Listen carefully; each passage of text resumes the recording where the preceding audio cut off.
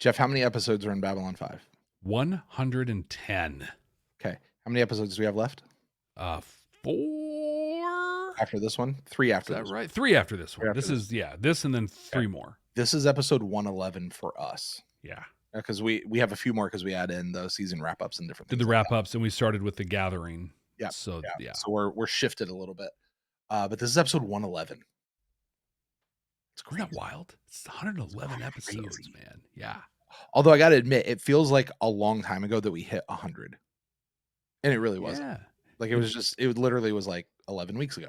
Yeah. Like it wasn't that's like 3 months. That's a long time. That is true. You know? Yeah, that is true. That is It's been an eventful 3 months in a lot of ways. So, we've filled it in, but it feels even longer ago that it was episode 1.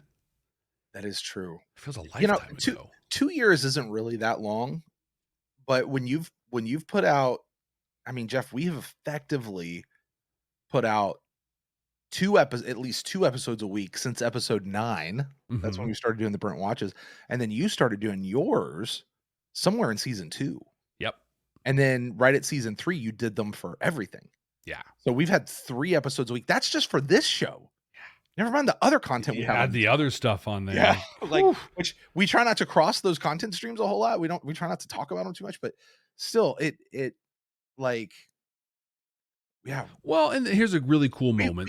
We've been what's the word? Prolific. There you go. You know what I mean? Yeah. And that just means you've put out a lot of crap. Yeah, we did a lot of things. Yeah. But what's cool, I mean, hooray for us. That's cool. But this is a cool moment that we can honor and recognize our YouTube community here. Yeah. Right? Because this conversation, this only happens here on YouTube. It's the only place you're going to hear it.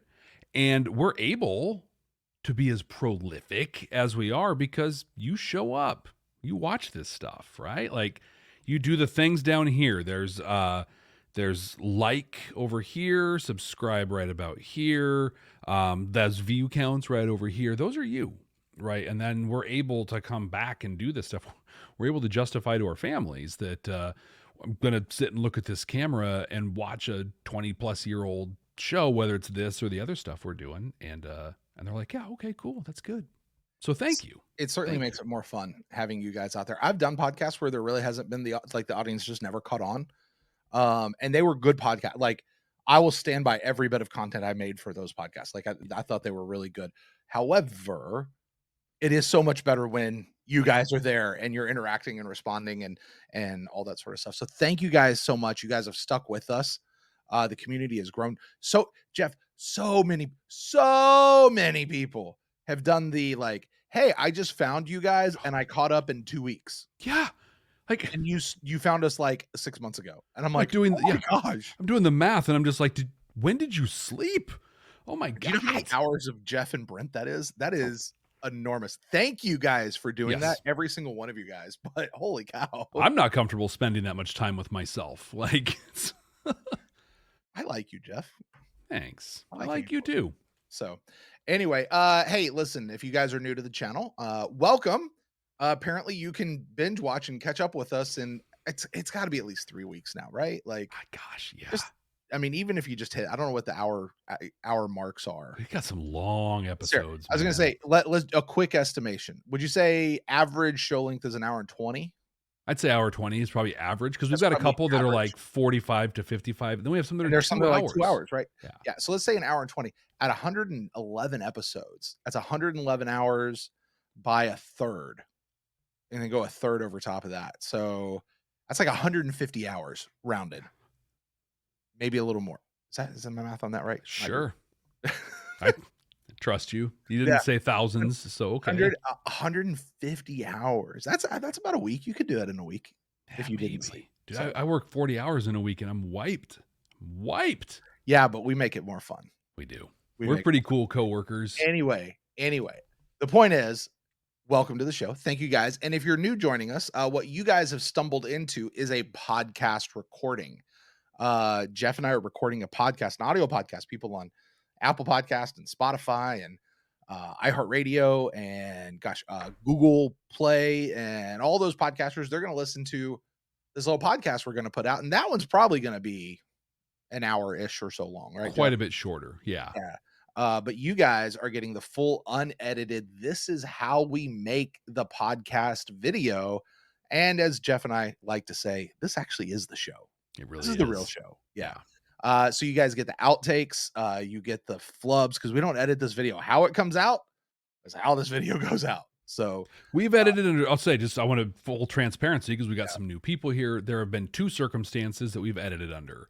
One, I got some potty mouth that was not YouTube appropriate, and especially for the audience and our community here. And then both Brent and I have families, and there are times when our families show up because we're here in our homes doing this, and we care about all of you, and we love that you here. We're not going to share our families with you. Don't take it personally. It's just how we roll. So we've edited them out of some episodes just recently. Did that actually. But what's not edited is any content having to do with the show exactly itself. Yeah, that is all exactly as it happens. Anyway, which is a lot of fun. It is. It's a lot. That sounds like a drag, I think, when you say it that way, but it's actually a whole lot of fun. So while you guys are here, please like this video, subscribe to the channel, hit that bell icon. Yes, we're close to the end of the series, but we are not even close to being done with what we've got going on here with the Babylon 5 stuff. This is just phase 1, Jeff. Yeah, my God. Just phase 1 is all this is. You guys remember Marvel? That's been going through a lot. So phase 1 is just about done. But you hit the bell icon, check out all the content we have going on here at the channel. So much fun stuff. And with that, Jeff, why don't you push that magical little button over there and we'll get started. At least I should have buffed him just once. Humans form communities. And from that diversity comes a strength. Now get the hell out of our galaxy! The year is 2024. The name of the podcast, Babylon 5. For the first time.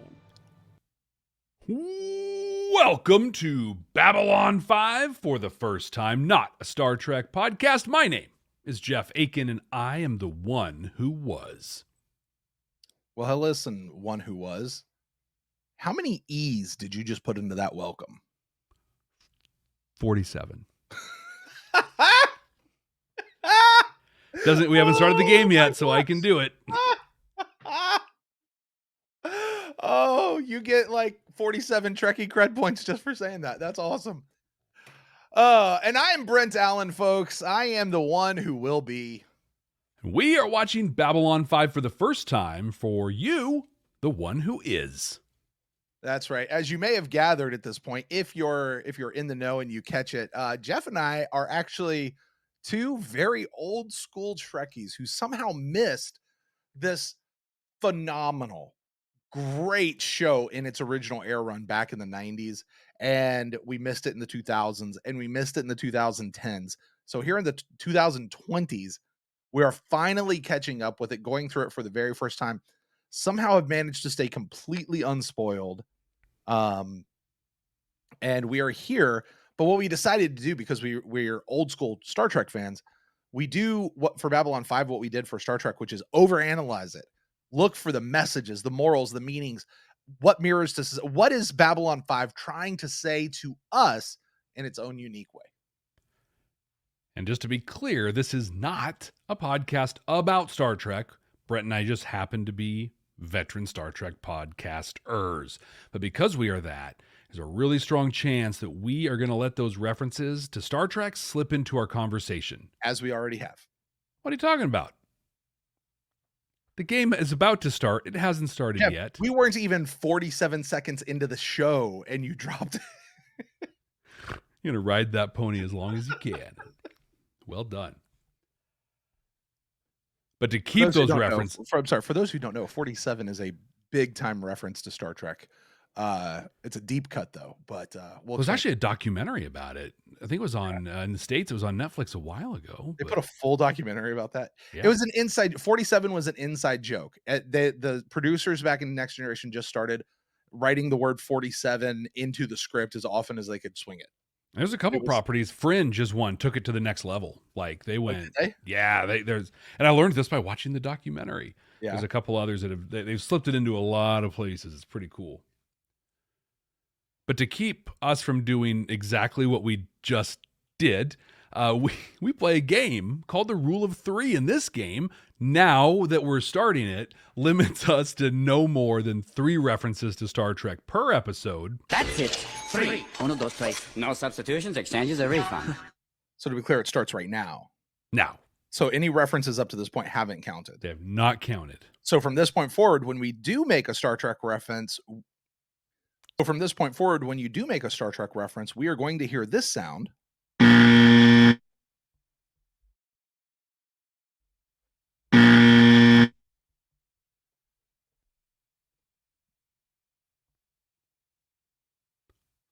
Which is everyone's favorite sound. Sorry, I'm completely lost in the notes. Hold on just a sec. Oh, there it is. Okay, I got it. Welcome to the channel, everybody. I've only done this 19 times so far. All right, here we go. Let's hear it. We're going to hear that sound. Don't do it again. Right. Yes, and hopefully that will keep us from slipping in those references too many times. Now, along with the Rule of Three, there's another game we like to play at the end of the show where we try to guess what next week's episode is going to be about based on title alone. That is the only thing we look at is the title. Well, this is the spot where there's a whole new game that we like to play, although it's not new. We've literally been doing it since the 2nd episode, where we look back at last week and try to decide how close we were. We call this game Time to Pay the Piper. So, Jeff, this week we're watching Wheel of Fire. What did you say this episode was going to be about? Let's decide how close you were. I thought we were going to wrap up people's stories. This was going to be kind of a lull in the story as we get ready to pick up the end of the season.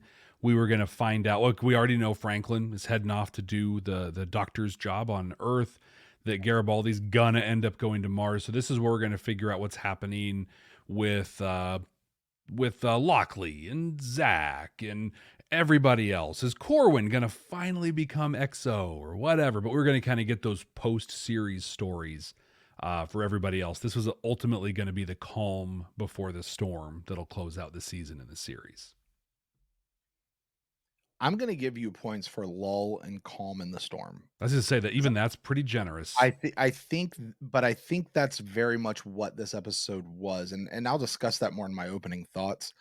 I'm not saying that it's any less important than previous episodes up till now, or that this episode is out of place. But like I said, I'll talk about that. But I'm going to give you points for that.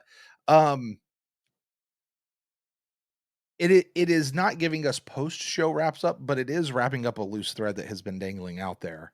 Actually, a couple of loose threads is kind of starting to pull them together. So, Jeff, I'm going to give you, let's say 20% on this one. Sweet. What did you guess? I had no idea. I mean, where do we go after Fall of Centauri Prime?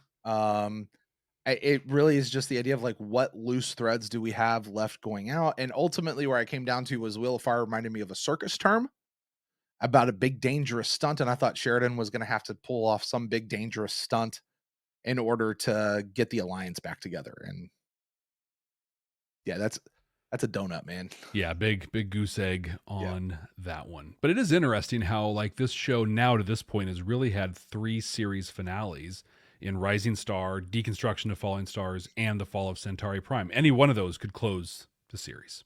Right. And there's still that one episode that they made last year that they pushed to this year. Yeah. So we're going to end up with 4 of these bad boys. Well, Jeff, for those out there who are kind of scratching their heads going, wait, Wheel of Fire, which one was that one exactly? They didn't watch this one first before coming into this, which if you didn't, don't worry, folks. Jeff has you. He's going to remind you of what Wheel of Fire actually was all about. So many of you know that I've got a pretty awesome government job where I basically sit in meetings all day. That's what I do. I sit in meetings constantly. My favorite kinds of meetings that I ever have are the ones that turn into an almost intervention. Like, hey, everybody, look at Garibaldi. Look at him. He didn't do his work. He didn't do it well at all. So how about all of you leave, and I'm going to make him stand around and wait for a very uncomfortable amount of time before I address the elephant in the room and the monkey on his back. because that's exactly how it goes down. And when Sheridan is calling him out for his behavior here recently, he hits him with the parenting secret weapon. He says, I'm not angry, Michael. I'm disappointed. Oh no, not that. Anything but that. He suspends Garibaldi until he deals with this problem, however long that might take. And from here, we get an interaction with Captain Lochley, telling Garibaldi that she understands what he's going through and she wants to help, even if it's just telling him that she understands. Garibaldi was otherwise disposed with his own experience during the Day of the Dead, so he didn't get to watch the part that we did when we learned about Lochley's experience with anything that she could drink, shoot, or smoke. But she does more than just connect with him. She makes a call on his behalf, in his name, to Lise Hampton Edgars. Not Hampton Edgars Garibaldi. That gets totally, absolutely confirmed here, but gets her to come out and help out. She came because of 3 words in the message that was sent. I need you. They talk. He agrees to work to sober up, for real this time, at least it seems. And they remind each other that they were going to get married. He agrees to leave his job with the Alliance and return to Mars with her. He'll be co-owner of Edgar's Industries with her and might help her get to the bottom of some stuff that company's doing that she just really can't wrap her mind around. That was almost the entire episode. There was this other kind of little tiny thing that happened. I mean, apparently, telepaths, blips, very well-funded blips, are still attacking Psychor facilities and tagging the wreckage with Brent's and my favorite call to arms, remember Byron.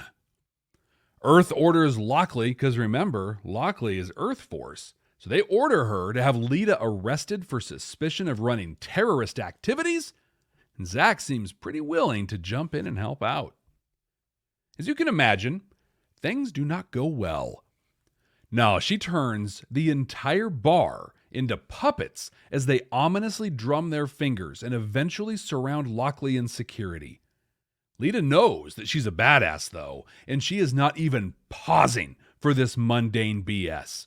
She says that she was touched by an angel, and then all the Catholics kind of cringe and freak out a little bit, so she corrects herself and says that she was touched by a Vorlon and isn't afraid to I'm sorry, Jeff. Touched by an angel and the Catholics cringe. Yeah. I'm sorry. You can make that joke. I was going to say, that's a me joke. I can say that. Oh, go ahead. I got to find a place to pop back in. She was touched by a Vorlon and isn't afraid to claim her space anymore. Oh, but she wasn't the only one that was touched by a Vorlon. And no, nobody pulled out a doll and asked them to show where on the doll the Vorlon touched them. But remember, Sheridan held Kosh's Katra for a while. And even now, he has a part of Lorien inside of him. So yeah, he's not putting up with her not-so-mundane BS, and she gets locked up.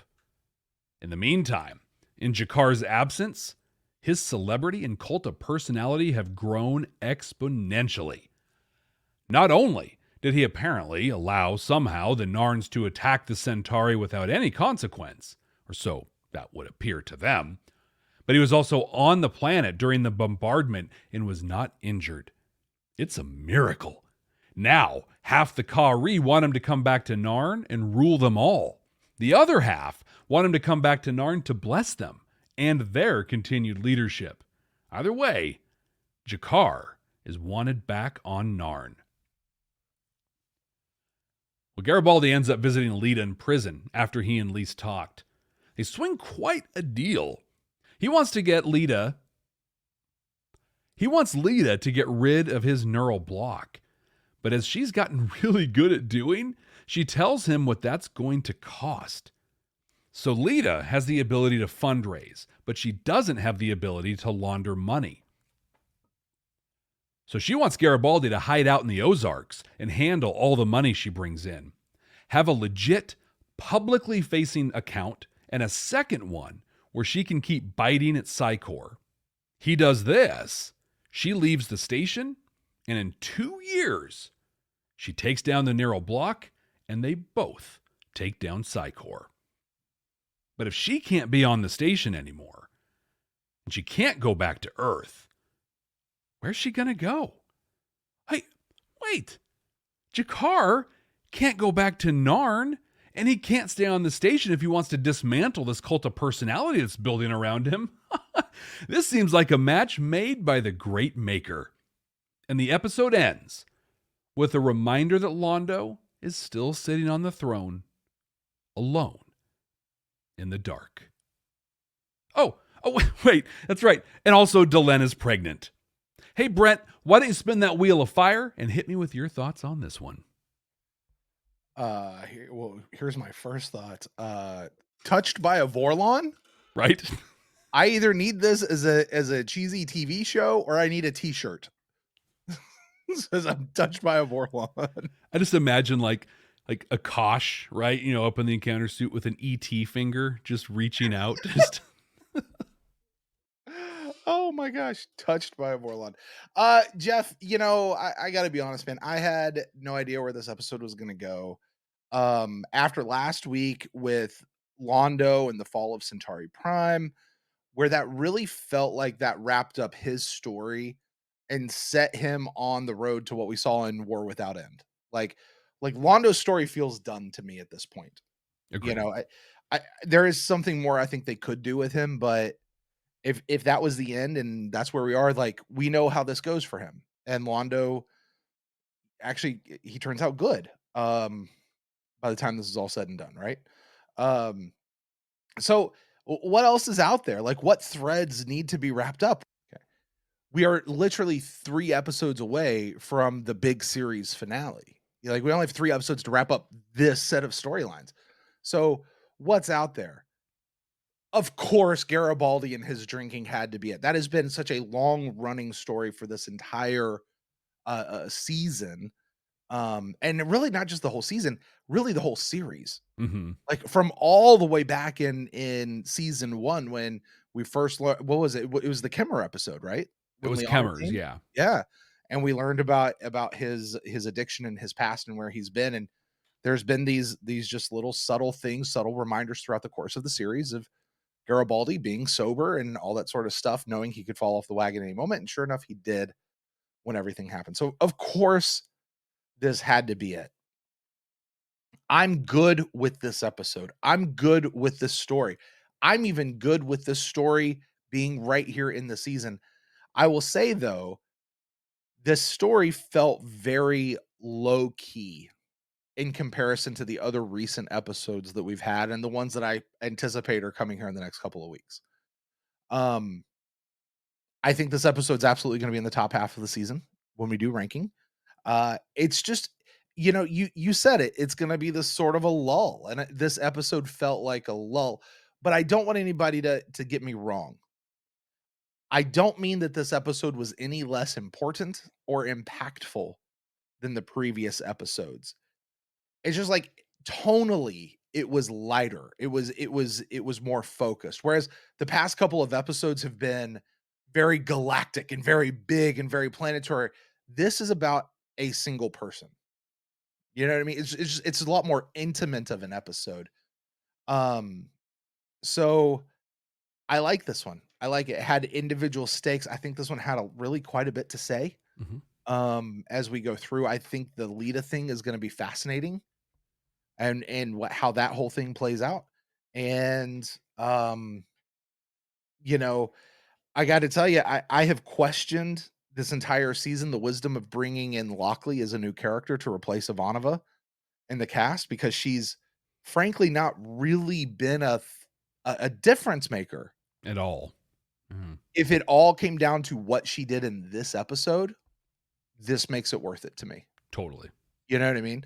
So yeah, that's where I am. I'm very high on this episode, even if it's not like, yeah, like this is it. it's just appropriately in that lull that you said. But I did like it. How about you, Jeff? I really like this episode. I've got, has it been a theme, and people have called it out, but a theme for me lately. I really liked it, but it's got some flaws in it. To me, the flaws in here aren't its fault. And I'll talk about that in a second. They're products of its time, but this was a necessary episode in every single way. I really liked the stuff around Lita, and I feel like Patricia Tallman is more comfortable in this version of Lita. Like, just kind of, I don't know. It just, she feels more natural how she is. And I really intentionally use the term claiming space above. I interviewed an incredible person on my Starfleet Leadership Academy podcast named Eliza Van Court, who wrote a book called Claiming Space. And it's about women reclaiming the space that should be theirs. It's a great book. She was a great interview, huge Star Trek fan. But that's what Lita's doing. And I think it's awesome. That said, Brent, I don't think we're getting the telepath war. No, it's not going to happen. Well, I don't know. We still have 2 more, Jeff. I mean, this really could be setting us up and I mean, because I can totally see. So Garibaldi's going through his whole deal. He's set up this whole thing with Lita, right? That Garibaldi's going to be the one to go do something, which is going to put Garibaldi in Bester's face. Mm-hmm. But this, I mean, you were just talking about Lita, like she's more comfortable in this. Okay, you know who this is to me? This is Talia. I was going to talk about this later. Remember when Talia went bad and I said evil Talia is the best Talia? Okay. This amped up version of Lita is the best version of Lita. I'm sad we're just now getting it here at the end, but we're getting a whole lot more minutes than what we got with Talia. Yeah. You know, but you're 1,000% right about Lita. This is the best version of Lita as a character. You're right. Patricia Tallman is chewing scenery when she's in as opposed to just sort of being there and just being like a pretty face, like, as frankly she kind of was early on. Like, she is a force. Yeah. And honestly, she might be the biggest villain or at least potential threat, more than the Shadows, more than Londo and the Centauri, more than Bester. And to see her and like that, this goes to Garibaldi, Bester, Lita jumps in. There's this big thing between Lita and Bester representing the Psi Corps, and Garibaldi's the one who ultimately gets taken out because something happens to Lita and Garibaldi has to take Bester out. Like, that's the end of that story. Like, that's next episode. Like, I could absolutely see that being the case. It'd be great, but then why'd they put such an emphasis on 2 years? 2 years. I was gonna say, also, I actually think you're right. The minute she was like, hey, this will be a good deal, I'll be back in 2 years. I'm just like, God. But I tell you what, 3 episodes, right? 2 for real, like 2 that are from this story. If we get to the end of episode 21, and we don't see Bester, I'm going to write a very sternly worded letter. Be very upset. They built so much up around this, and tell us after we get here, because this might happen. Brett, you might be right. Maybe this happens in the next 2 episodes. This comes up. Maybe it doesn't. But there books? For the record, I'm not making a prediction that that's what's going to happen. I'm just saying I could see that type of a story being something here over the next two episodes. Yeah. Well, I don't think that's what's going to happen, though. When we get to our predictions, I think that we'll find that I don't really know where this is going from here. So maybe that is where it goes. That would be awesome. If it's not where it goes, are there books, comics, something that tell this telepath war story? Because especially after this, dude, she's raising millions of dollars. She's got Garibaldi pulling people up. I want to see this. Jeff, the telepath war was what we already saw with Byron. That is what the telepath war was. Not much of a war, if you ask me. It was awful. It's just dumb. That's dumb.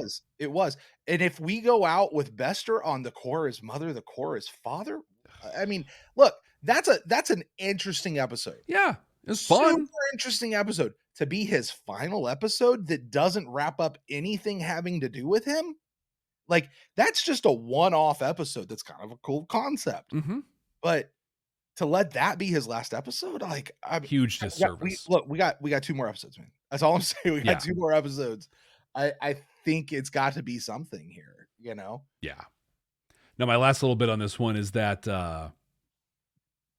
this was an episode really focused on recovery, and Garibaldi beginning that recovery journey, having friends, having people that are trusted around him, and it was great to see.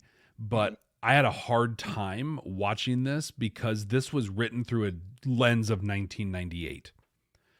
And we are smarter and better around addiction and recovery now. And so the stuff that was a lot of the Lochley stuff that was great and well-intentioned, like it came across as mansplaining to me, where it's like, well, I do know. I've been through recovery before.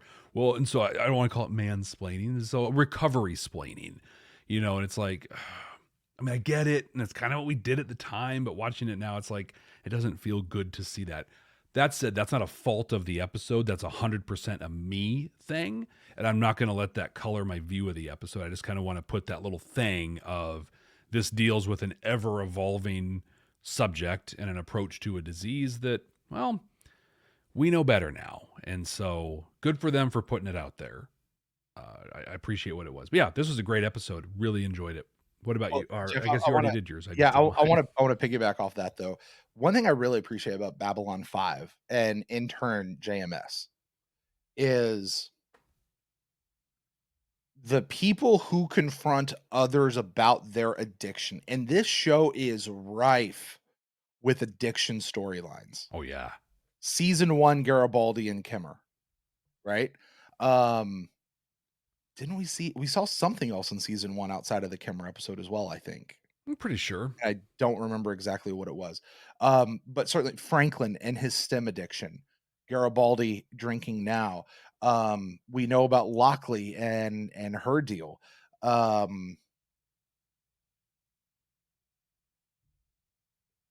Yeah, those are the ones that immediately come to mind because they're right in my face and they're super more. I'm sure there's probably others that we really could point to that deal with it. But no, Zach. Zach's another character who has had his issues. Yeah. The only people who confront and talk to the people who are in their addiction have been people who have been addicts. Like that has been and that's not to say that only addicts can confront addicts. Because Bruce Boxleiter, Sheridan certainly had his confrontation with Garibaldi in this episode, but it wasn't the I've got to shake you out of this confrontation that Lochley had with him. Mm-hmm. And there is a way you can talk to somebody when you go, dude, I've been there. I know what this is because this is me. This is who I am. I hear Zach saying, you're an alcoholic, Michael. You can't have a drink. Like, and I don't know what JMS's own personal history is with addiction, but he writes it so well. Yeah. So well. And while I hear what you're saying about Lochley and the kind of addict-splaining or mansplaining, I loved how she handled that whole situation. Yeah. I loved her coming to him and just like she talked him through it, and she got to a spot where she said, she said, if you could smoke it, drink it, inject it, swallow it, let it dissolve under your tongue, absorb it through your eyeballs, like she did it. Yeah. That was her thing. And you know what? This isn't something, unlike her sham marriage to Sheridan, this isn't something that they just pulled out of nowhere. Like this was actually set up for us earlier in the season. Yeah, and really well. I think what she did was great and it was beautiful. I think I just know that we do it better now, and a lot of the stuff that she did it can be, it's not, but can be damaging for people's recovery. You want to be there as an example, but not as a kind of a finger wagging sort of a thing. And there was definitely not ill intention, but there was finger wagging from Sheridan. There's finger wagging from Lochley, from Lise. Actually, though, Lise was actually amazing in this episode. Mhm. But I am not someone who has I don't have addiction. I'm not in recovery, but I have family members that are. But back about 12 years ago, in the state of Oregon, we, under the Affordable Care Act, we started reimbursing what we call traditional health workers through Medicaid. So people who receive their medical coverage through Medicaid could access these services. And some of those are pretty understandable if you're in the space, like doulas, that can help with birthing or even with some end of life kind of things. There's health navigators, things like that. But there was one specific group of peer support specialists that was exactly this. Oregon was early adopter of the model of credentialing people in recovery who don't necessarily have formal education, but have life experience and certifications and credentials, things like that, to help people who are in addiction work to recovery. Helped write the administrative rules, and a fun little story on it. I was responsible for a lot of the background check portion of it because the federal government requires providers who are funded through Medicaid to go through a background check. And so many of these peers have massive criminal histories, and that uniquely qualifies them for their job. And in the state of Oregon, we're able to acknowledge that. And so, we don't just pass fail people on a background check. We do like a risk assessment essentially. And so I helped write these rules, but people didn't understand that. When you write administrative rules or regulations, whatever your government calls them, there's a public hearing that happens where people can say their piece. So we got a room that would hold 75 people for the hearing. Over 500 showed up. Wow. And they were all there protesting. And many of them had signs that had my name on it. They were protesting me. Wow. They're calling me a racist, that I was trying to whitewash the recovery space, because the only people who don't have criminal histories and who have master's degrees in this stuff are white people. And I'm like, yeah, actually, no, this is the opposite of that. This is allowing people with criminal history and without the master's degrees and things to come in and provide really good care. But it was just a fascinating moment where like it opened my eyes to that when people don't know a thing and they tell their own stories, and it's scary. What was cool is I was up at the little dais during the hearing and talking, and my arm slips out through my suit jacket and part of my tattoos showed. And one of the guys leading the protests like literally came up and he's like, dude, you got ink? I'm like, yeah, I got a whole sleeve. My back's pretty much all done. I got all this stuff. Everything changed. His whole demeanor. All of a sudden he's like, oh, we have something in common. And it changed everything. Anyway, that's a whole tangent on a piece just to say that the execution wasn't perfect, but what they showed in this episode was pretty progressive and fantastic. Yeah. And I got to tell you, I think that Lochley was the best person on the station to be able to have that conversation with Garibaldi in the way she was able to have it. Because of her rank and her position, the way she's gone up against Garibaldi over the course of the season, to be able to come in him and have those words that she had, it hit in a different way than say what Zach would have had. Yeah. Or someone else had. And this is a character, my very first note when I took this, because we see Lochley coming on to greet Jakar, right? Yeah. Was Lochley, I keep forgetting about her. Yeah. That was my first note. Like, here we are this far in, I keep forgetting about her. And turns out she was, like I said earlier, the perfect person. I did love the different sides of Lochley we got to see throughout the course of this episode. We've talked a bit about her confronting Garibaldi. You mentioned it a little bit ago. The softer side, like there's the hard, I'm going to confront you about this. Then there's the softer side. She even respected Garibaldi, helped him maintain some dignity. She called Lise, posing as him, knowing he needed her, and just said, I need you to get here. And she didn't take any credit. She just let it be and she, handed it off in a way. Like, that was a really cool thing. But then we got to see the mischievous side of Lochley as well.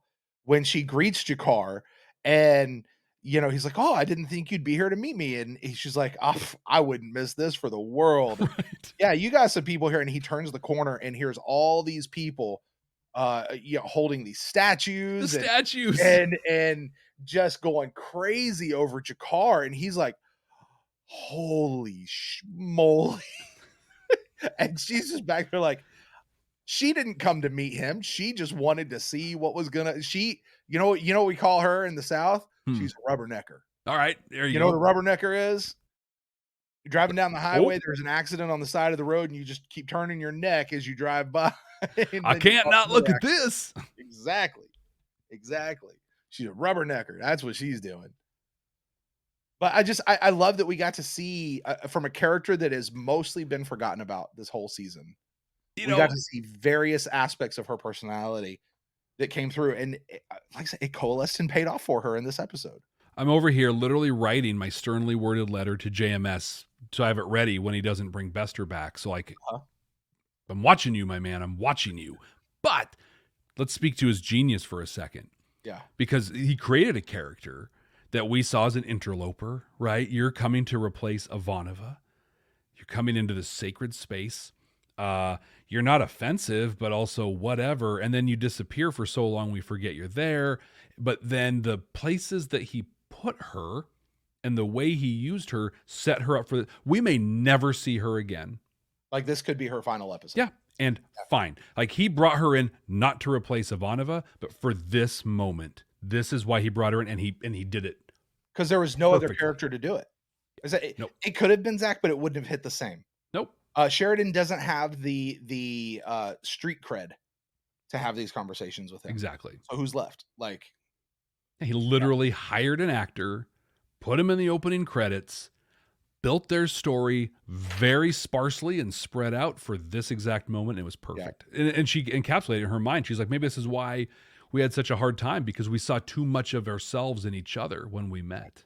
And but there's a thing when you are clearly replacing a character like Ivanova, who is a top 3 character. Like we've talked about this over the course of Babylon 5. Like there was Sheridan, there was Ivanova, there was Garibaldi. Everyone else was on limited number of episodes throughout the course of the series. But those 3 were in every episode. Even Delenn, and she got more and more time as screen time as time went on. But Londo had so many episodes. Jakar only had so many episodes. But those 3, like those were the 3. So you take her out, and you ideally are replacing her. But let's face it, she was only in so many episodes. So like, there's this natural, like in my mind, she's supposed to be one of the 3, and she's so like she's just not. She's not carrying the same level of weight as Bruce Boxleitner.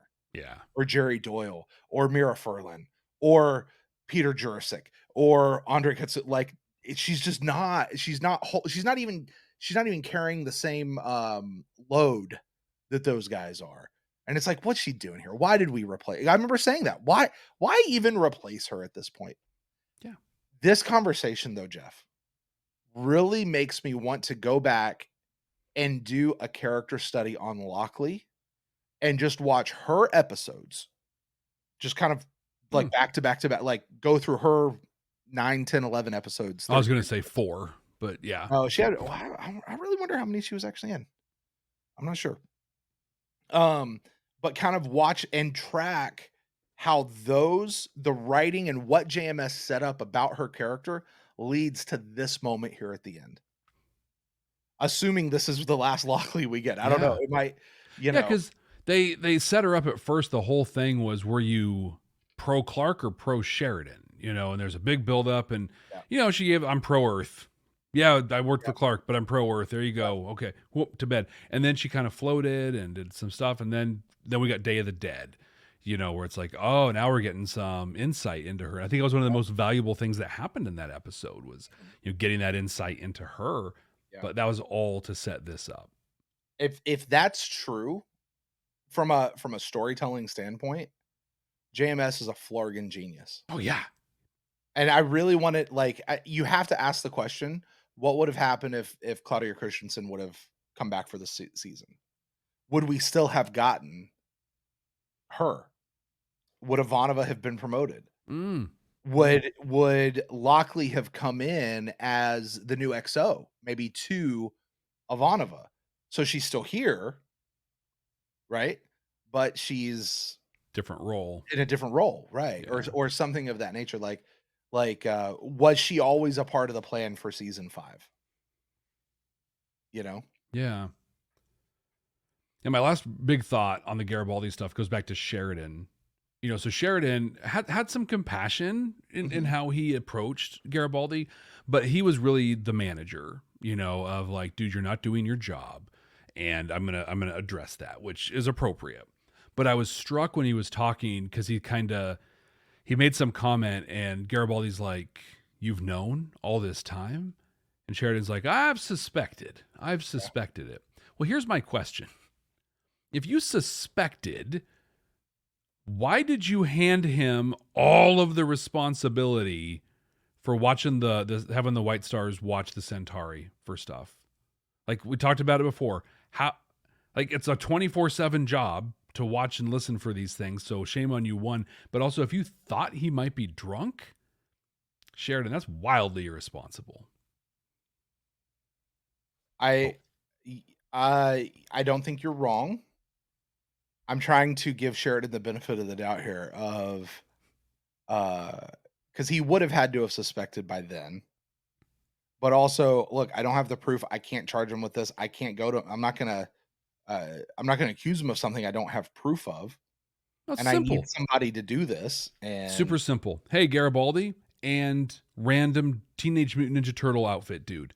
The two of you are going to be on this frequency and run shifts or whatever. But when the White Stars call on this frequency, call me and do this thing. Boom. Just give them a backup. You don't even have to address the issue. But to put all your eggs in the Garibaldi basket on something that, it literally precipitated the attack on Centauri Prime. Yeah. It did. Yeah, you're not wrong. But plot. Right, exactly. Gotta do that. Gotta do the plot. Now, that being said, since you brought up Sheridan, I loved what Sheridan did in this episode. Yes.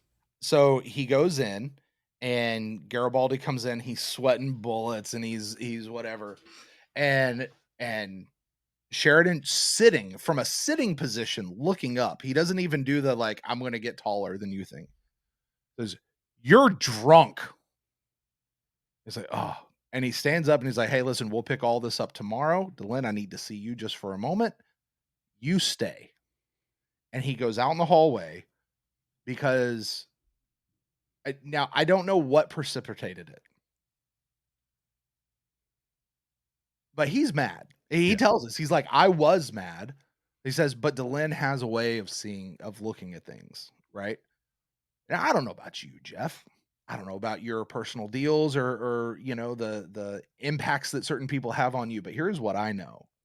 My wife is the only person who has a certain way that when I am really upset and rightly so, by the way, who she really kind of has that calming effect and is like, no, look at it this way.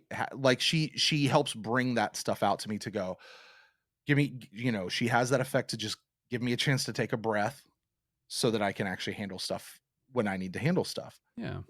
The fact that he would take her out in the hallway, and I am projecting that he knew he needed to talk to her first before he talked to Garibaldi because he was going to blow up at Garibaldi. Totally. You know what I mean? And he took advantage of that relationship. Like that's knowing yourself, knowing your partner. That's Delenn being every bit the partner in this with Sheridan and him depending on her. In ways hopefully she depends on him in that same way for different things. Mm-hmm. You know what I mean? But I loved that little half of a second scene where Delenn was out there just kind of looking. She was kind of giving him a talking to, like, no, you remember he's this and he's this and he's your friend. And it let Sheridan come back in and just be a true friend and be like, okay, I'm I'm still your friend.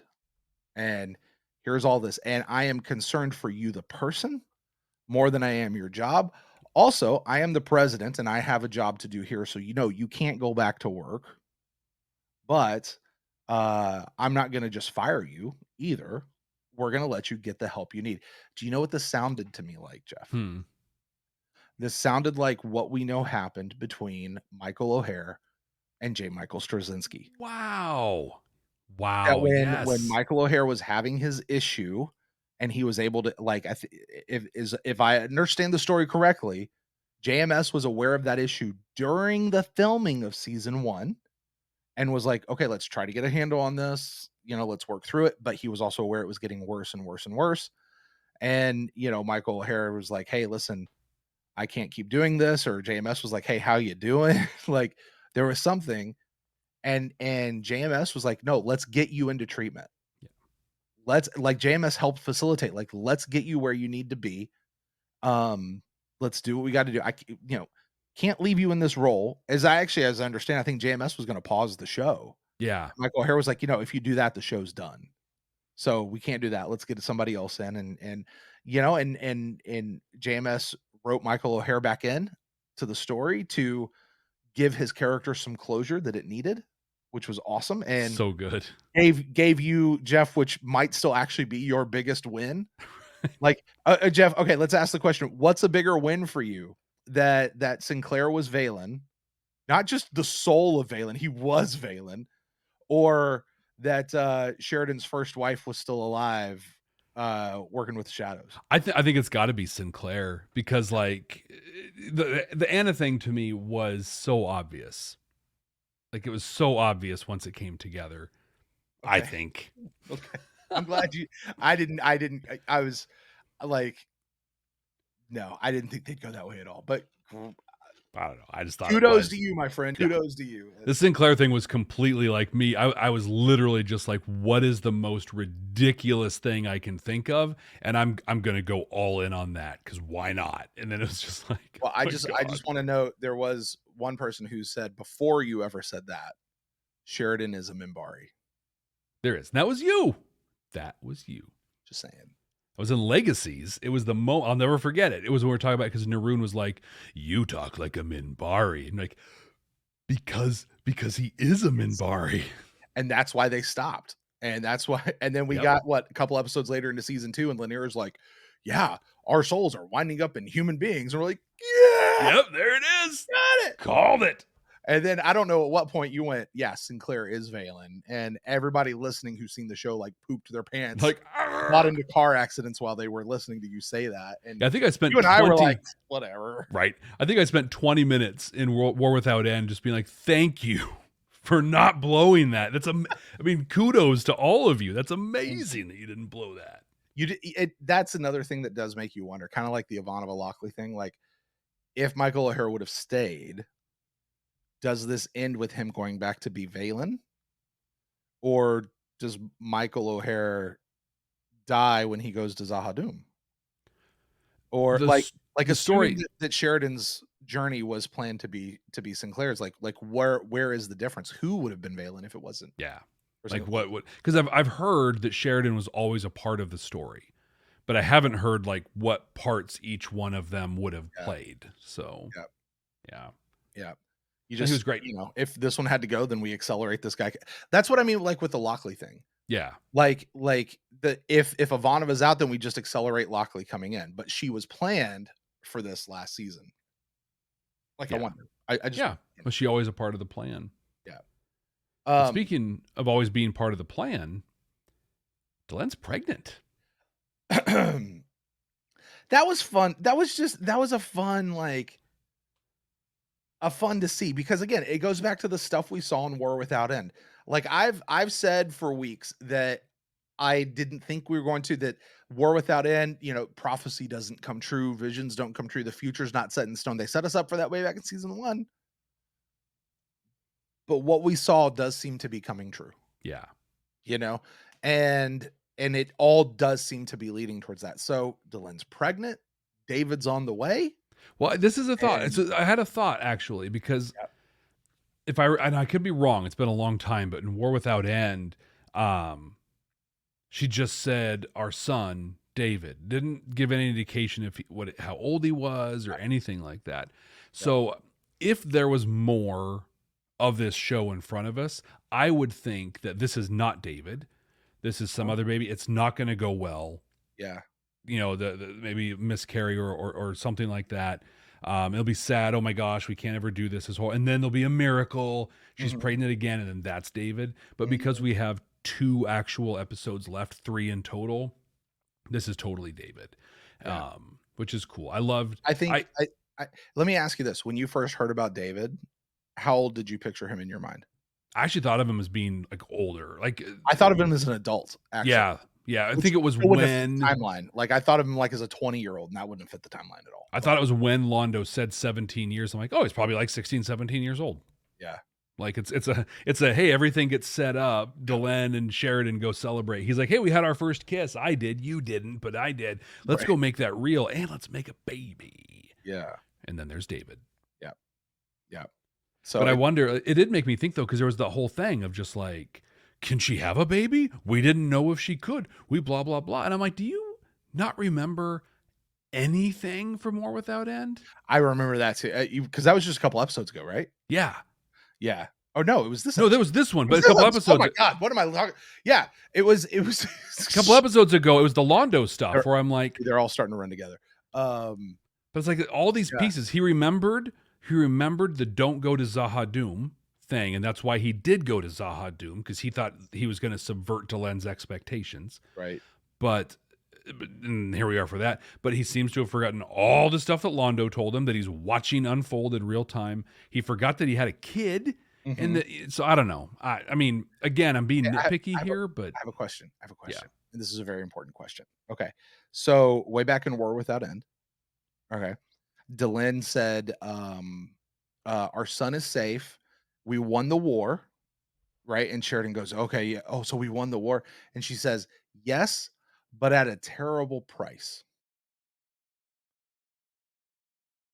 Is the price because remember after the whole thing happened with Sheridan, like when he died, and he came back, and Lauren like, dude, you got like 20 years. I'm gonna give you 20 years, and that's all you got. Was that the price? Was Sheridan like sacrificing himself and then putting a limit on his life at that point, or was it something else? I don't know, because what I remember in War Without End is I remember her freaking out about, so we had the whole question, we built a thing that will last 1,000 years. And we were like, what the heck is that? And apparently it's the Alliance. Apparently, I guess. But she's like, but the sacrifice. So it's this, I'm just repeating your question from a different thing she said of like, what's this? Is it their first kid? So in Dune, right? In I haven't dusted off. There's a Dune reference for a Dune reference. I haven't dusted off them in a long time, but in the first book, so Paul Muad'Dib falls in love with Chani, who's a Fremen, and you can see that in the wonderful movies. But they get pregnant, and they have a baby. He names it Leto II after his dad, and he's out fighting the Harkonnen all across Arrakis, and they're running raids on the Sietches and stuff like that. So he's off fighting, and then he gets word that they busted into his Sietch and killed his baby. Leto II is dead. Fast forward a couple books, he has another baby, 2 babies, twins, Ghanima, which means spoil of war, and Leto II, who's his baby, who's named after his dad, but he's actually Leto III, but only Leto II. And he goes on with a very long, 10,000 year something odd story. But but it made me think of that. Like, is there going to be this baby that's born pre-David, or is David, but not the David, and that's the sacrifice? Is that baby? Because Sheridan even made the note to Franklin, which I thought was a little weird to say this early in the thing of like, hey, if it comes down to the baby or Delenn, you save Delenn. And so it's like, oh, is baby David gonna be the sacrifice? And then we get another baby David? I don't know. That's a really long answer to your question. To say I don't know. Yeah. No idea. No idea. Yeah, I have. Yeah. But her running in and cussing, those bastards, those bastards. That was amazing. Right. It made me think of the time when she's like, but your butt, my butt, but this. She's grown so much. Hey Jeff, this just occurred to me. You know how Babylon 5 has these freaking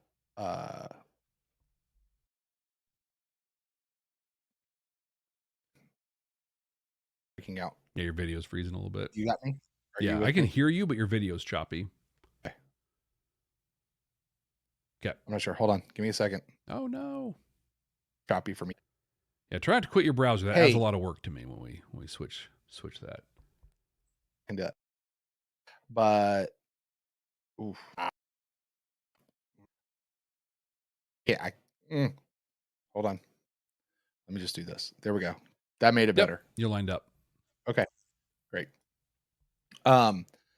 So this just occurred to me, and I think I might be right on this. You will know this off the top of your head. We had what do we have? We had season 2 was Coming of Shadows.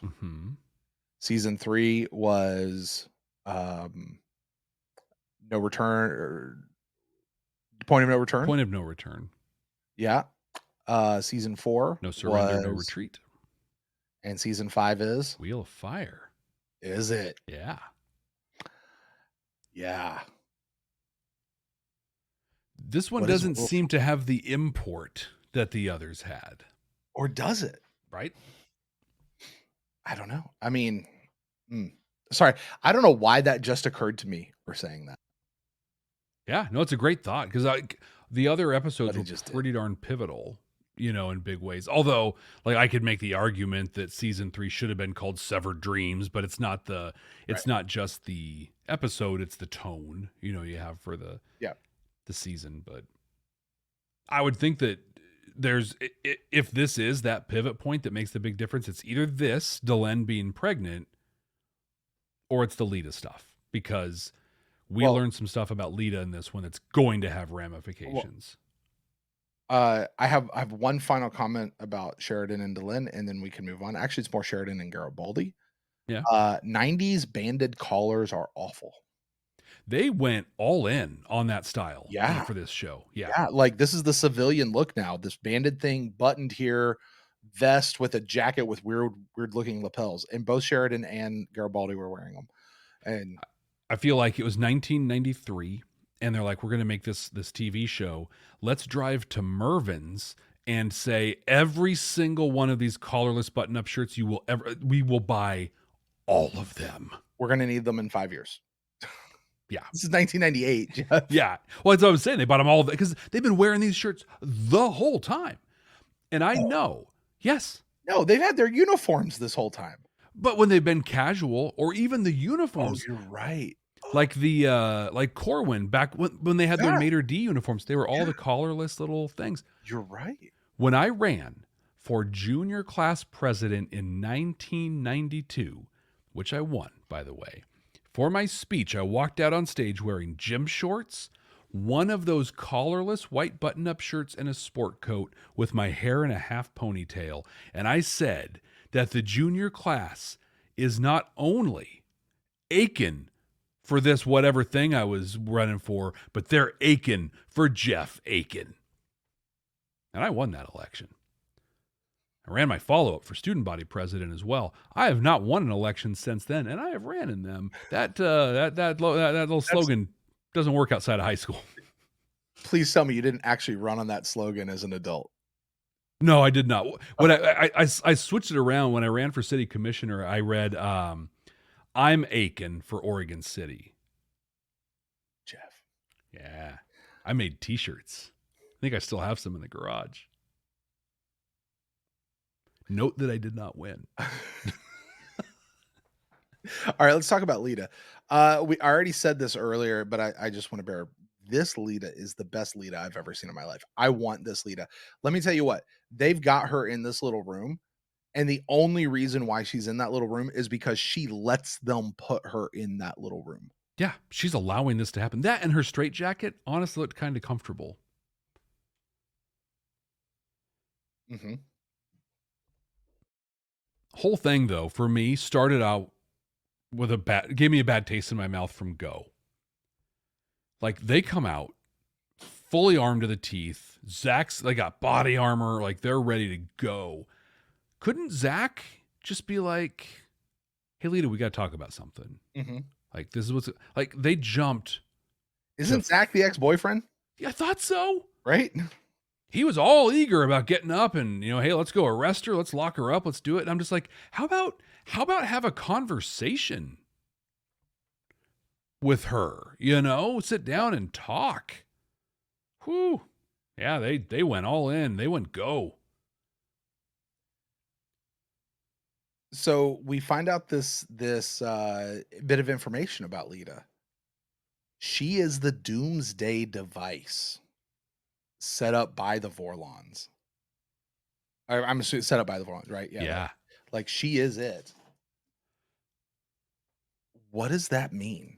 I know. Because I'm telling you, I like the shadows do not bother me compared to what this is.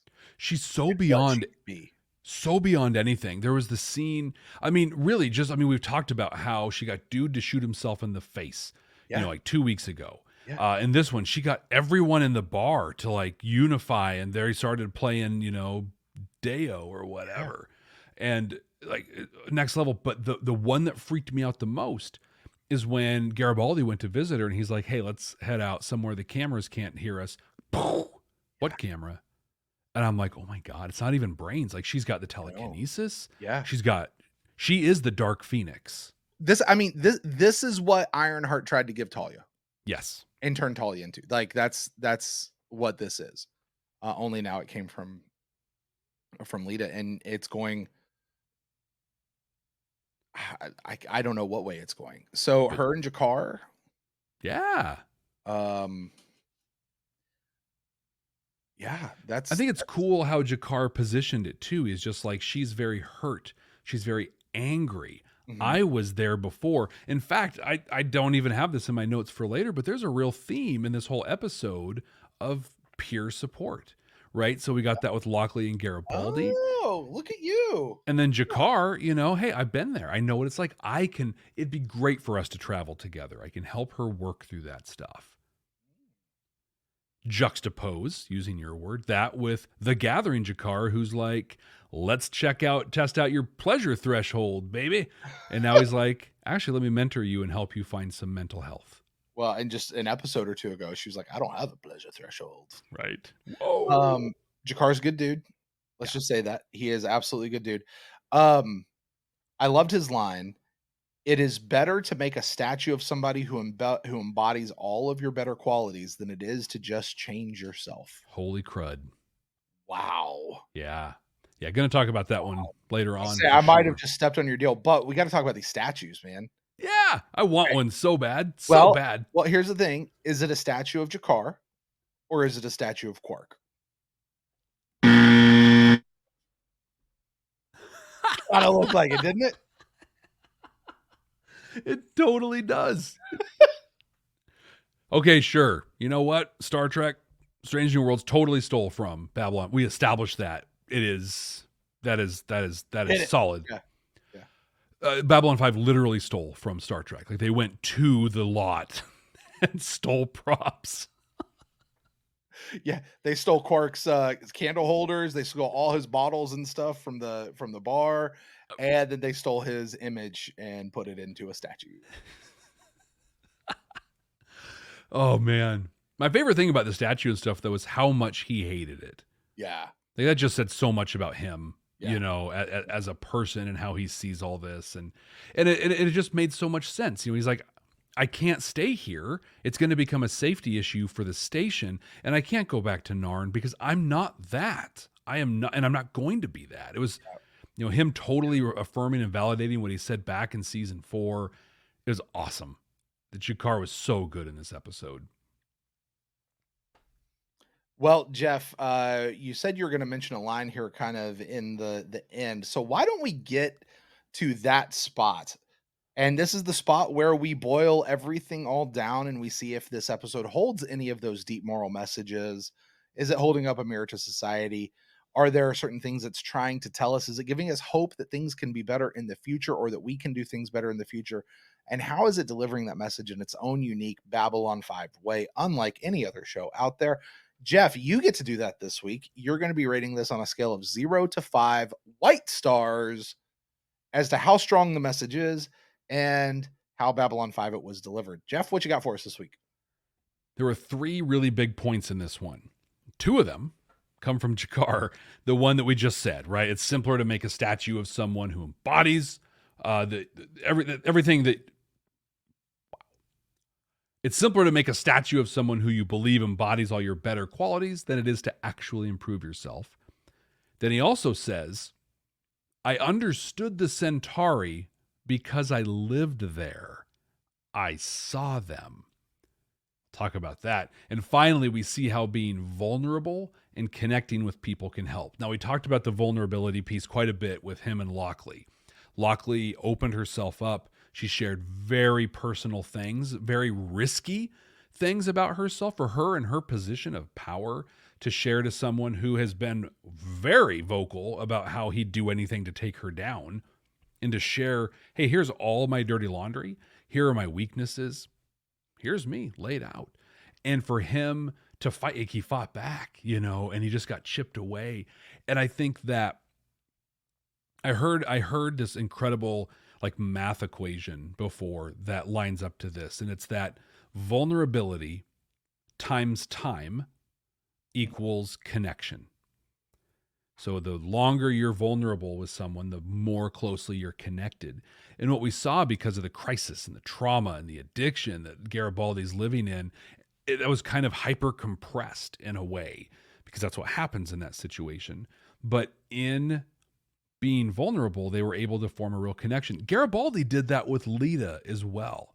He went and talked about his neural block, and he shared this thing. I'm less of a man because of this thing Bester did to me. I am incapable of doing a thing, and I'm going to share that with you. And I'm going to do the thing that so many people struggle with. I'm going to ask for help. And in that, they were able to negotiate a mutually beneficial deal. Everyone was better. Well, somewhat mutually, possibly beneficial. The only thing I could push back on that is every deal we have heard Lita try to strike, where she was first talking to Jakar, trying to strike a deal, and now here with Garibaldi, the deal, it never seems that equitable to me. Yeah. I'll do this thing for you, but here's everything else I want in order to do that. And it's that doesn't, people usually wind up saying yes, so I guess it works for her, but I think it always seems to be very slanted. I think there's 2 sides to it. I think there's the side of what she has to offer is just that valuable. Mm-hmm. It's that much of a commodity. But I think the other side of it, and it's where I think she's stepping up to claim her space, and I think that subconsciously these people understand it, they have crapped on her. Mm-hmm. They have been ungrateful. They have used and abused her and just tossed her aside. Have they though? Or is this just her taking circumstances and turning it personal? I think they've totally blown her off. You think so? They kicked her out of her apartment. She's the linchpin to save, everybody, and they kicked her out of her apartment. Well, they were going to move her to other quarters, right? She wasn't able to pay rent. Yeah. Look, there is, God bless you, Jeff, you're a veteran of this, of our great military here in this country. Okay. Do you think that you're owed free rent for the rest of your life because you served? No, not at all. But you know what I'm owed? Something. And I got something. I got paid. Here's the thing. We had her go and test her telepathic abilities against the shadows. We had her hang out with a face mask on outside of a building in Mars to activate teepsicles. We did all of this. Didn't say thank you. Didn't pay her. Didn't compensate her. Just said, need you to do this thing. And we did it. For the fate of the galaxy, Jeff. Hey, Garibaldi was getting paid for what he did. Sheridan's getting paid for what he did. Like, that was people are their getting compensated. job. Yeah. They weren't getting paid to do that. They were getting paid for their job. That was all extracurricular stuff, if you ask me. Sheridan was getting paid to administrate a station. That's what Sheridan was getting paid to do, not to go play immortal God out there somewhere. Yeah. I think I think that Byron pushed her to a place where she took it much more personally. Yeah. No question. But I still think, like, I mean, there were whole scenes where like there was a point made, and it was during the Byron stuff where she came and said something. He didn't even say thank you. It's just assumed she's going to do these things. You know, she's the Vorlons, and especially Kosh 2.0. That's you should say thank you. Yeah, I mean, at a minimum. Yeah. But like Kosh 2.0 outright physically, mentally, emotionally abused her. Yeah. But they compensated her, right? We're seeing that compensation from the Alliance, from Earth, everybody else. I mean, she got nothing. And so, and I think it's a piece that people have back here. And so it's like when she's like, I want 500,000 credits for this. They're like, well, okay. Like, I need you for this. Also, yeah, sorry about it. I'm not going to say it. I'm not going to be vulnerable and say sorry, but instead I'll just pay you because it's a little easier. Point being. Sorry, go ahead. It's all right. Point being, Garibaldi was vulnerable with her. If he had not been vulnerable with her, they wouldn't have even had a place to start negotiating. Mm-hmm. So be vulnerable is the lesson there. Point number 2, it's simpler to make a statue of someone you believe embodies your better qualities than actually improve yourself. 1, this is a scathing commentary on religion. I think specifically Catholicism, who has a devotion to statues and icons and other physical things where you can look at, I can look at this thing instead of like worrying about making myself better about things. But I took this a step further beyond just like holding up something that we think is what we embody and then, making that a part of our identity. I flipped it on its head a little bit. And I thought about how we create imaginary monsters out there that we have to fight. And this is a drum we have beaten so much on this show. I'm not going to dive in, but I think it was just last week even you talked about it. So I'm going to build a statue and I'm going to call it the liberals. And you're going to build a statue and you're going to call it the conservatives. And instead of actually like having a conversation, being vulnerable and talking about things, instead of that, just going to hate you. I'm just going to hate this image that's there. So I can do like Jakar talks about and be like, I profess everything to this statue because it's so great. And because I profess stuff to the statue must mean I'm great too. The opposite of that is also true. That if you create a thing and say that thing is horrible and I hate it, that I must be good because I hate this thing that's horrible. It's not even real. And that ties to the last thing Jakar said.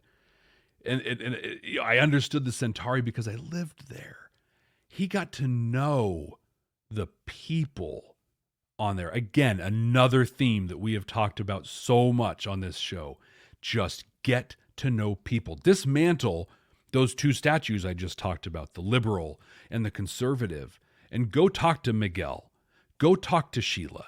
Go talk to whomever. Go meet the person and talk to that person. And this is such a mirror to what we talked about last week, a direct reflection, not an opposite, but a direct reflection of, I might not be able to forgive your people, but I can forgive you. And you do that by meeting people where they're at. Go experience their life. Listen to them and understand their perspective and their point of view. And in doing that, Jakar just like brushes it off on here. Jeff, I'm sorry. If I can add on to that? Yeah. Part of what you're saying, and correct me if I'm wrong. When you say go talk to people, you don't mean go to them with all of your preconceived notions and play gotcha and try to show them how wrong they are so they should come think like you. That's not what you're talking about when you say go talk to them. Let me totally rephrase it. Forget I said go talk to them. Go listen to them. Hey. There you go. And beyond that, go hear them. Yeah. Actually hear them and what they have to say. I think, you know, there are skills like active listening, reflective listening, and things like that we need to employ as individuals all the time. And that's what, I mean, Jakar has done. We see that with him and Londo, and we've seen the culmination of that story, and it's beautiful. And I pause it and I put forward, and I think Jakar believes it too, that last week he said, my people can never forgive your people, but I still think that's BS. I think they can. Yeah. And it's through hearing each other and understanding their experiences. That was a big part of this episode, right? This was Lochley sharing her experiences to align with Garibaldi's experiences, understanding where they're at.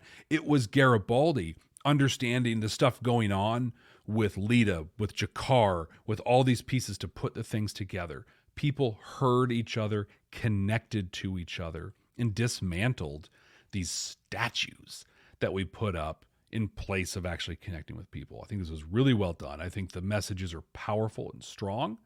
I'm going to give this one 4 white stars. Wow. That was a lot. And I think we have even more. I am excited. I've been excited like the last couple of these that you've had to do. It's an eager anticipation because Brent and I are working diligently and very hard to develop the definitive, unarguable, unimpeachable ranking of all of the episodes in the 5th season of Babylon 5. Brent, you get to do it this week. Our top 5 for those of you keeping score at home, in the top spot, and has been for a very long time, we have The Very Long Night of Londo Mollari. And number 2, last week's entry, The Fall of Centauri Prime. Number 3, All My Dreams Torn Asunder. Then Movements of Fire and Shadow. And finally, in 5th place, No Compromises. So where, Brent, does the Wheel of Fire go? So I'm actually looking a little outside the top 5. Okay. So no compromises. That was our series premiere or season premiere, right? Mm-hmm. Then we had the Learning Curve. Just help me remember some of these episodes. Then we had Learning Curve. Learning Curve were the Analyshock trainees who came to the station, and there was the dude who was going to be king of Down Below, and they learned an Analyshock lesson. The terror message. Yeah, I like that episode. You did. That was a fantastic episode. And then there's Ragged Edge. Ragged Edge is the one we referenced earlier where Garibaldi got passed out drunk, right? Yep. And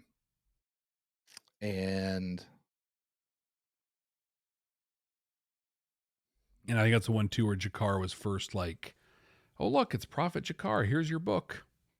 Right. That was okay.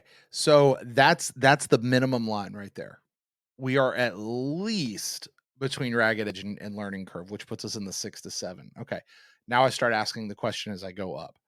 Did I like this episode better than Learning Curve? Did I think was it a more important episode? Did it have more to say? I think it might have had more to say, but I think I might have enjoyed Learning Curve a little more.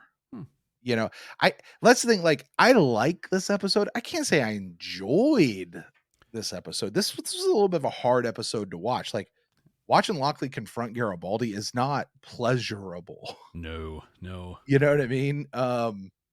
Watching even Sheridan confront Garibaldi and go through the whole piece, that's not pleasurable.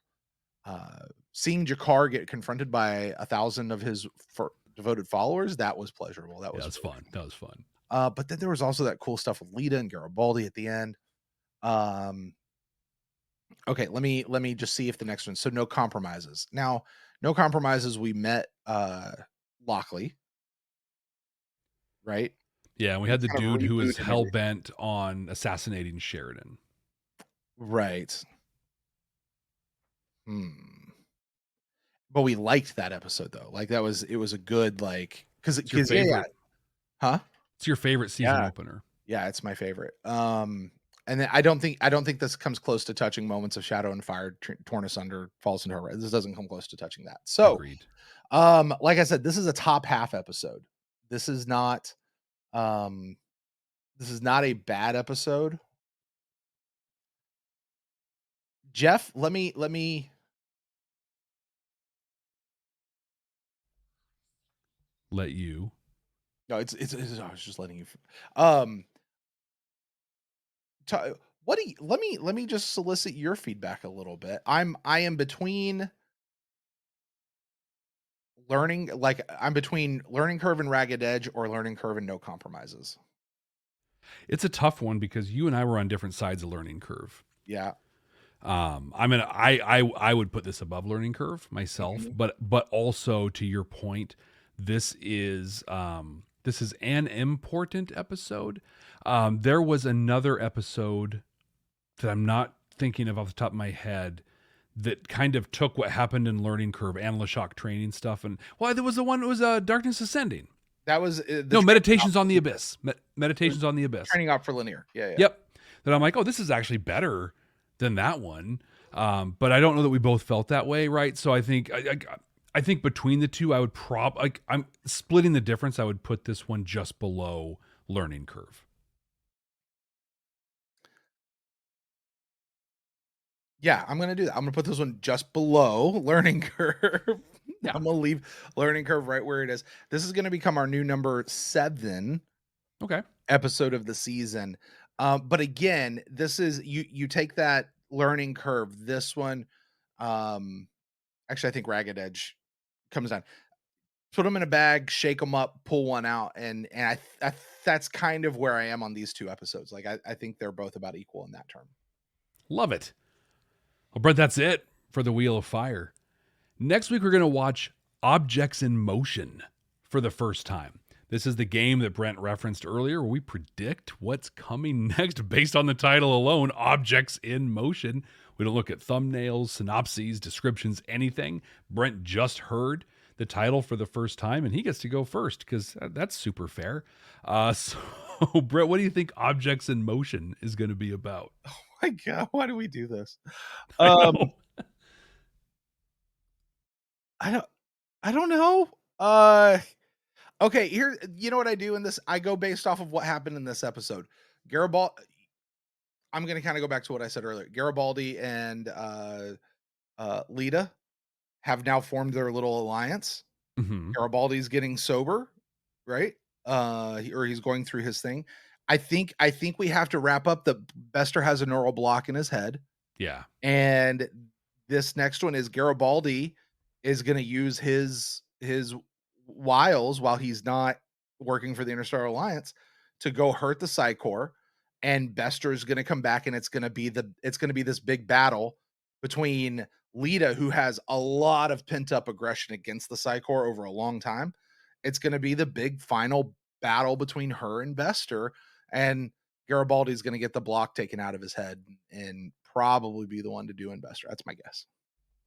I like that. I like that as a next episode based off what we saw here in this episode. Yeah, that'd be cool. But I'm really struggling with this one because I think the Drakh are focused on Centauri Prime, like the Londo thing, like we said, I think that's wrapped. That's done. I think we might have seen today the last of Londo Mollari in this episode. Him just sitting there. The telepath war, it's either going to happen in this next episode, like you said, or it's 2 years down the road. So I don't know. I think this one's going to put the stuff into motion. Jakar and Lita are going to take off. We're going to follow them off on their journey and wherever they're going. Garibaldi's going to leave. He's going to go to Mars. We're going to see him kind of settling in to the Edgar's Industry stuff. Maybe see what that role is going to be. And I think that this is going to be Delenn and Sheridan. They're going to leave. This is their episode. They leave. They go to Minbar. They're going to go talk about White Star destroyers and babies. This is a leaving episode. I don't know what, and I think that, and I'm like, what comes next? There's still a whole other episode. I'm pretty lost as to what's going to happen. So that's my guess. I mean, that's kind of what we went into this episode with as well. What is this? Where are we? Yeah, that's as good a guess as any, I suppose. Yeah. Well, hey, we're going to find out right here next week. It's that quick for us. So thank you everybody so much for joining us. Don't forget to subscribe wherever you get your podcasts or wherever you're watching this. Leave us a rating and a review, and please remember to share this podcast. Share it with someone who loves Babylon 5 or is about to fall in love with this incredible series. So until next, actually, hey, Brent. Hey, Jeff. Have you ever been touched by an angel? Yeah. How about a Vorlon? I mean, I don't know, because aren't Vorlons supposed to be angels? So maybe, right? Well, I've been through this before, and I know how to handle this. I need you to do me a quick favor, Brent. Will you show me where on the doll the Vorlon touched you? Dude, get the hell out of here. Initiating getting the hell out of here maneuver. We're not some deep space franchise. This station is about something. This station is about something. It's Barrent Allen. Barrent Allen came back. Oh, listen, hey, if you're just new to YouTube, that thing needs to get thrown out an airlock, honestly. My daughter is over here telling me to let everyone know its real name is Cookie. Oh, okay. So it's Hi, Cookie. But, most important, loved person in my entire life. In our Babylon 5 for the first time community, this is Barrent Allen. Please. This is Barrent Allen. But here you go. You can have Barrent Allen And back. people who've watched the episode catch the reference. So. Yeah. That's like pulling like an old clip from our episode and then from an episode of Babylon 5, kind of smushing some stuff together. Anyway. If JMS can drop flashbacks into a really pivotal episode, so can we. There you go. Hey, so Club 65, what's up, Club 65? If you guys are here for the very first time, welcome. You have entered Club 65. This is the after show that we have here.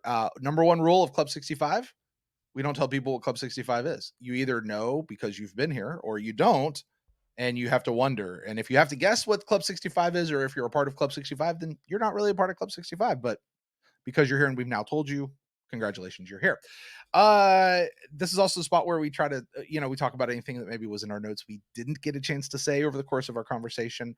I had a few words about Lise. Oh, okay. That I wanted to throw in here. I thought Lise was right. She's talking to Michael and he's like, I got to get myself cleaned up and I got to do all this. And she says, Michael, no one gets it 100% right. She said, there is no normal life. There's just life. Because Mike's like, I want to give you a normal life. And he's like, there's no normal life. There's just life. She says, we can work through it together. We can do it together. I love that. Like, that is the true definition of life partner. Yeah. Like, so often I hear people, particularly of the next generation after me, Jeff, talking about how they want to wait until certain things happen in life before they go get married. I'm like they're with the person that they love. Like, this is their person they have committed to for the rest of their life. They're not personally against the idea of marriage. Some people are, and so they choose not to get married, and fine. But these are people who they want to be married, they plan to be married, but they're not being married yet, even though this is the person, right? Because they want to get through school first. They want to do this. They want to do that. They want to do this. But they'll do everything to act like they're married. Yeah, just do it together and all that sort of stuff. Just get married, because like you're going through life together. Like, you can still study and be married, just like you can study and be dating. Yeah. Like those two things, actually, studying and being married might actually help you get a little more studying done. Right. And that's not a bad thing. I'm not knocking marriage at all. I'm a fan of the institution.